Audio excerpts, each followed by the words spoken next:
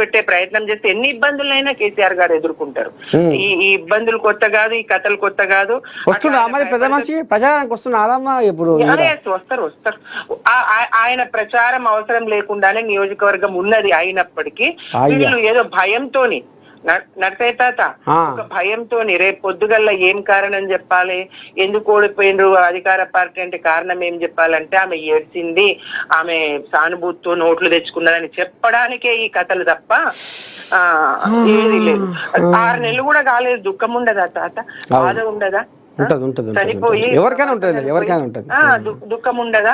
ఆ నియోజకవర్గ విస్తృత స్థాయి కార్యకర్తల సమావేశము, ఆ సమావేశంలో ఆమెకు మరి వాళ్ళంతా అమరయ్యే నినాదాలు, వాళ్ళ దుఃఖము, అందరి మధ్య ఇంత కన్నీరు వస్తే వచ్చిందేమో, దాన్ని రాజకీయం చేయడమా, కన్నీటిని రాజకీయం చేయడమా? అసహించుకున్నారు కదా, అది అయిపోయింది. ఇంకో ఎత్తుగడ వేసుకున్నారు నరసయ్య తాత.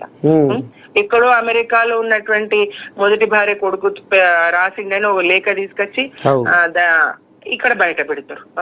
ఆయన కనీసం ఈ ఇంటి పేరు కూడా పెట్టుకోలేరు, తండ్రి ఇంటి పేరు కూడా పెట్టుకోలేడు. తండ్రి ఆసుపత్రిలో చావు బతుకుల మధ్య ఉన్నా వచ్చి చూడలేదు, తండ్రికి తలకొరివి పెట్టలేదు, చివరి చూపు చూడలేదు. ఆయన ఈమె మా భార్య కాదు అని